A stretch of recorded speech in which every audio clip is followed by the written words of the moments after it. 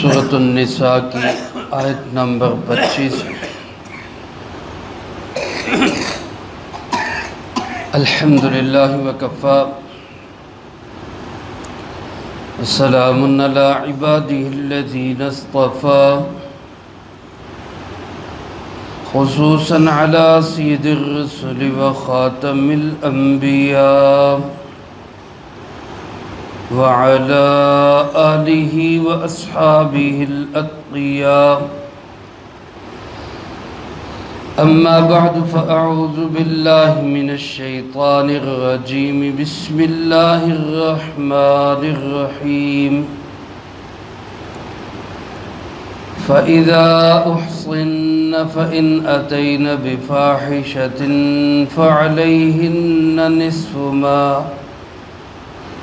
فعليهن نصف ما على المحصنات من العذاب ذلك لمن خشي العنة منكم وأن تصبروا خير لكم والله غفور رحيم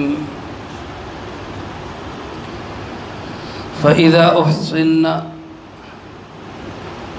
پھر جب وہ شادی شدہ ہو جائیں، فَإِنْ أَتَيْنَ بِفَاحِشَةٍ، اگر وہ کسی بے حیائی کا ارتکاب کریں، فَعَلَيْهِنَّ، تو ان کے ذمے نصف ما علی المحصنات، آدھی سزا ہے اس کی جو آزاد عورتوں پر ہے، من العذاب، سزا میں سے، ذالک لمن خشی العنت منکم، اور یہ رعایت باندیوں سے نکاح کرنے کی اس شخص کے لیے ہے جو تم میں سے خوف رکھتا ہو نافرمانی کا، وَأَن تَصْبِرُوا، اور اگر تم صبر کر لو، خیر لکم، یہ تمہارے لیے زیادہ بہتر ہے،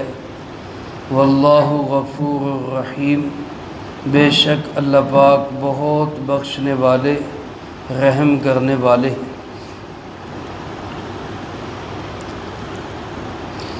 اس آیت مبارکہ کے پہلے حصے میں اللہ رب العالمین نے اس شخص کے لیے جو آزاد عورت کے ساتھ نکاح کرنے کی ہمت اور طاقت نہیں رکھتا، اللہ پاک نے اس کو اجازت دی کہ وہ کسی باندی کے ساتھ نکاح کر لے۔ گزشتہ درس میں عرض کر چکا ہوں، آزاد عورت کا حق مہر بھی زیادہ ہوتا ہے، اس کی ذمہ داریاں، نان، نفقہ، خرچہ، یہ بھی زیادہ ہوتا ہے، اور اس کے مقابلے میں جو باندی ہوتی تھی اس کا حق مہر بھی آدھا، اور اس کے نان، نفقہ اور سکنا وغیرہ کے اخراجات بھی کم ہوتے تھے۔ تو اس لیے یہ رعایت دی گئی کہ جو شخص آزاد عورت سے نکاح کرنے کا وہ ہمت اور طاقت نہیں رکھتا، اس معاشی حالات تنگ ہے اس کے، تو وہ باندی سے شادی کر لے۔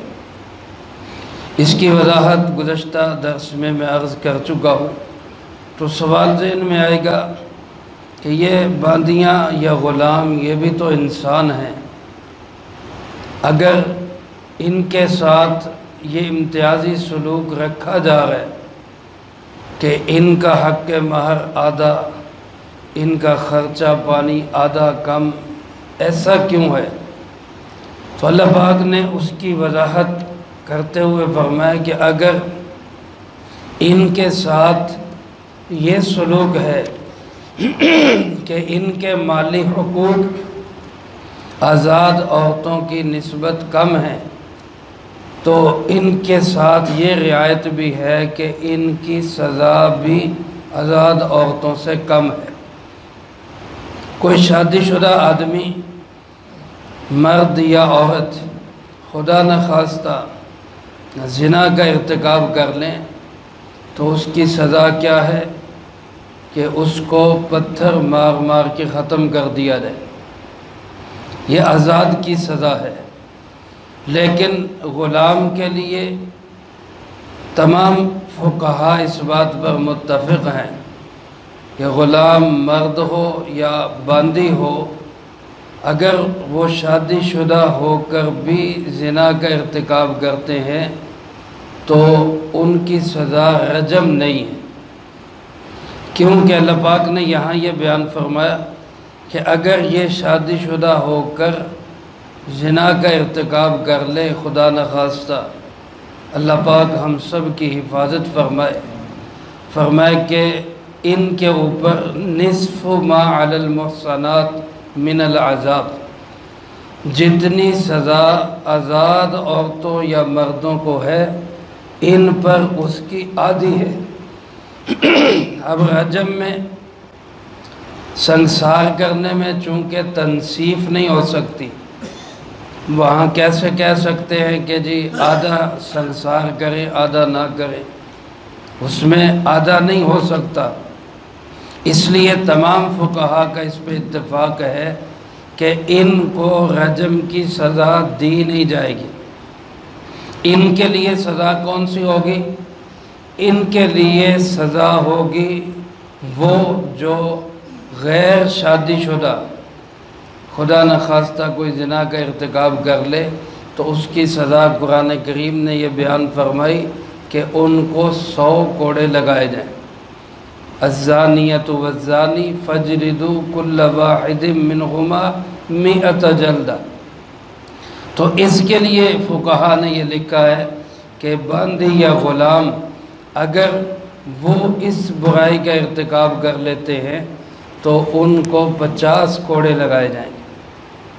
تو جہاں ان کے لیے مالی اعتبار سے ان کا حق کم ہے، وہاں دوسری طرف سزا کی صورت میں ان کی سزا بھی کم ہے۔ تو گویا اللہ پاک نے اگر ایک طرف سے ان کے لیے ایک خرچے کے اعتبار سے کمی کی ہے تو سزا کے اعتبار سے بھی ان کے ساتھ رعایتی معاملہ کیا گیا ہے۔ چنانچہ فرمائے اگر یہ ایسا ارتکاب کرے تو ان کے لیے آزاد کی بنسبت آدھی سزا ہوگی۔ اس کے بعد اللہ پاک نے اگلے جملے میں ارشاد فرمایا ذالک لمن خشی العنت منکم، یہ جو رعایت دی گئی ہے کہ اگر آزاد عورت کا خرچ برداشت نہیں کر سکتا تو باندی سے نکاح کر لے، یہ رعایت بھی اس شخص کے لیے ہے جس کو خود پہ کنٹرول نہ ہو اور اس کو خدشہ ہو کہ اگر اس کی شادی نہ ہوئی تو وہ کسی برائی کا ارتکاب کر بیٹھے گا، اس کے لیے یہ اللہ پاک نے رعایت دی ہے، ورنہ باندیوں سے نکاح پسندیدہ نہیں ہے۔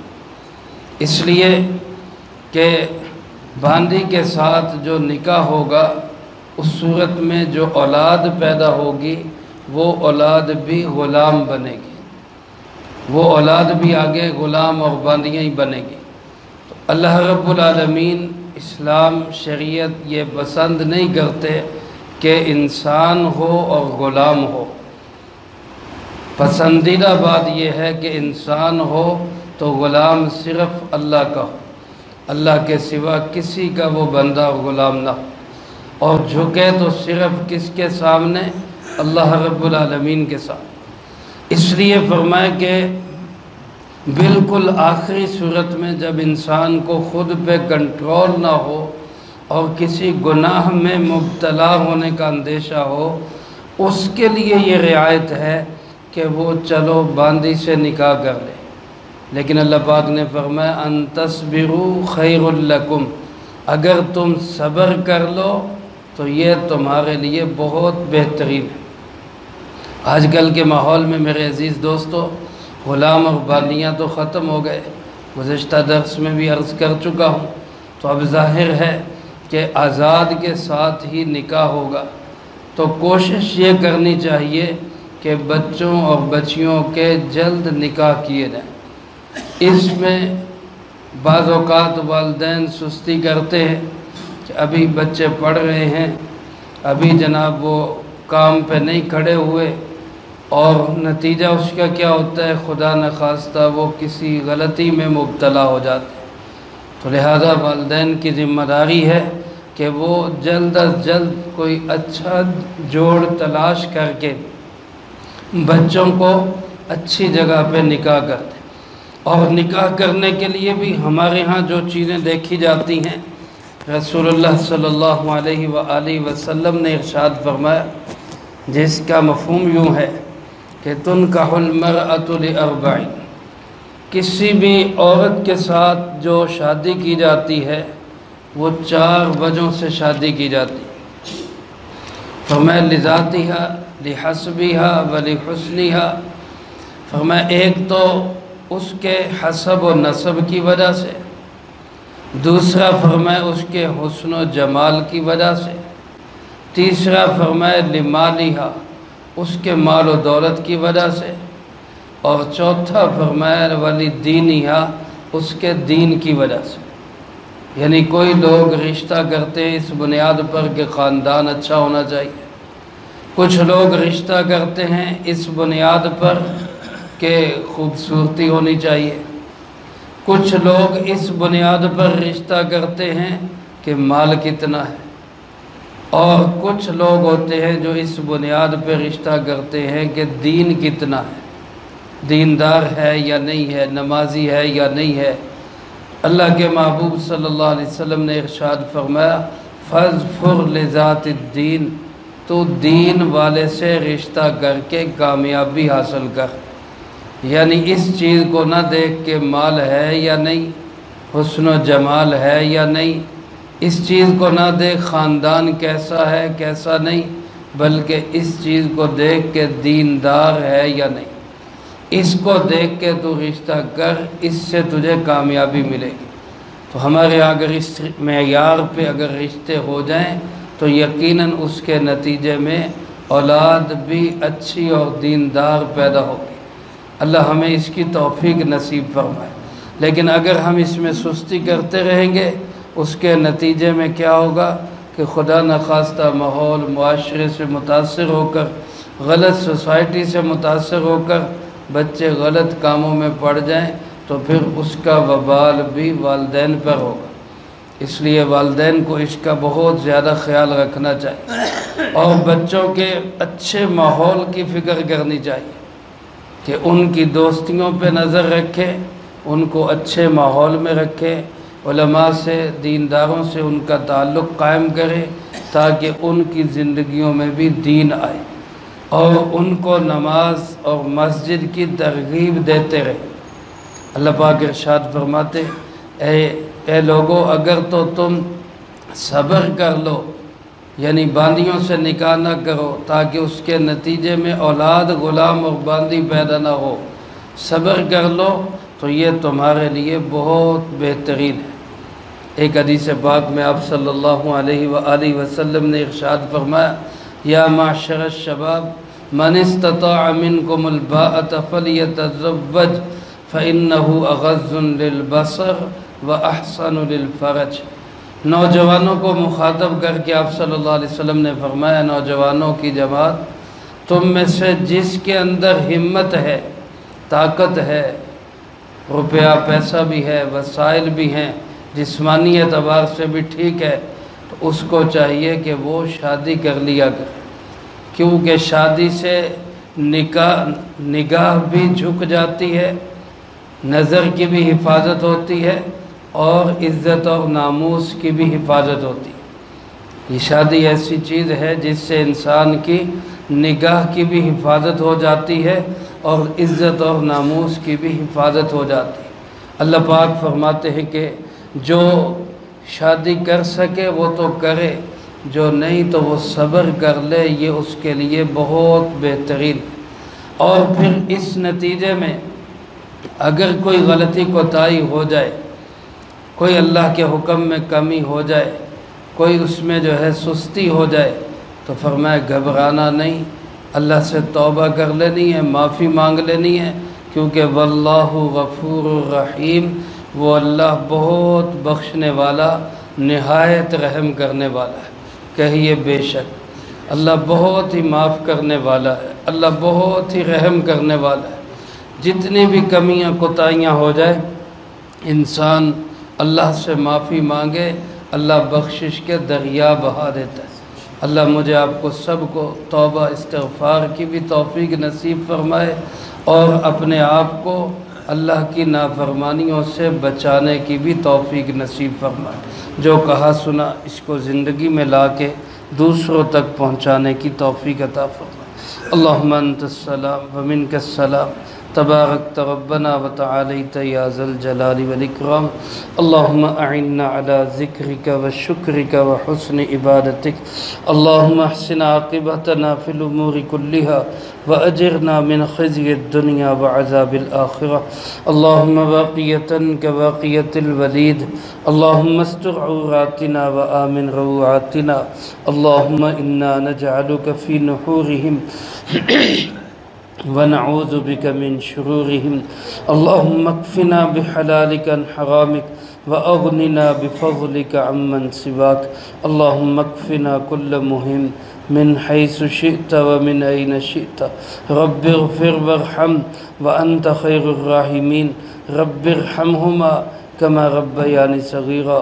اللہم ربنا ہب لنا من ازواجنا وذریاتنا قرۃ اعین وجعلنا للمتقین اماما۔ اے مولا کریم یا اللہ پاک، اس پورے ہفتے میں جتنا درس قرآن کریم ہوا، ان طلبہ عزیز طالبات نے جتنی پڑھائی کی، ان احباب نے جو جو اعمال کیے، اللہ ان تمام مقبول اعمال کا اجر و ثواب اللہ ہم سب کے پیارے آقا جناب محمد کریم خاتم النبیین صلی اللہ علیہ وآلہ وسلم کو پہنچا۔ آپ علیہ السلام کو ہم سب کی طرف سے بہترین جزائے خیر نصیب فرما۔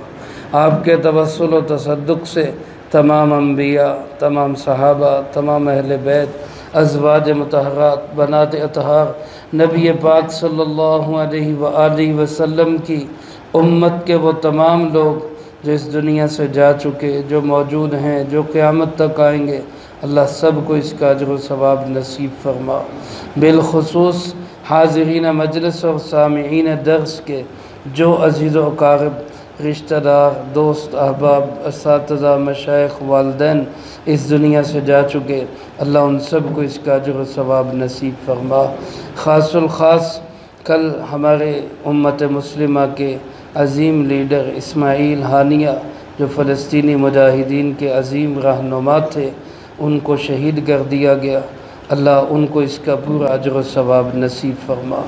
تمام مرحومین کی قبور کو جنت کا باغ بنا، سب کے درجات کو بلند فرما، سیئات کو حسنات سے تبدیل فرما، کروٹ کروٹ چین سکون اطمینان نصیب فرما، اگلی تمام منزلیں سب کے لیے آسان فرما۔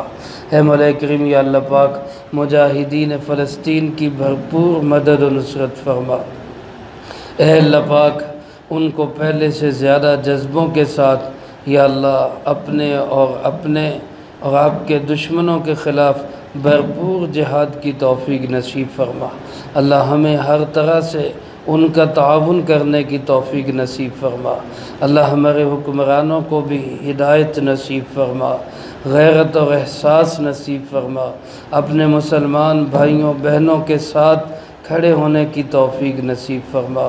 اے ارحم الراحمین، ہمیں دشمنوں کی صفوں میں کھڑے ہونے سے محفوظ فرما۔ اے ارحم الراحمین، امت مسلمہ کو وحدت اور اتفاق نصیب فرما۔ اے اللہ یہود و نصارہ کی سازشوں کو ناکام فرما۔ اے اللہ ان کو یا اللہ پاک تباہ و برباد فرما۔ اے اللہ ایسے ان کے ساتھ نمٹ جیسے بدر میں اللہ تو نے کافروں کے چھکے چھڑا دیے، اور اے اللہ مجاہدین کی ایسی مدد و نصرت فرما جیسی بدر کے میدان میں اللہ تو نے مدد و نصرت فرمائی۔ اے مولا کریم یا اللہ پاک، تمام بیماروں کو شفاء کامل نصیب فرما، پریشان حالوں کی پریشانیوں کو دور فرما، مقروضوں کو قرضوں کے بوجھ سے رہائی نصیب فرما، بے اولادوں کو نیک صالح اولاد نصیب فرما، یا اللہ پاک بے گھروں کو اپنے کشادہ گھر نصیب فرما۔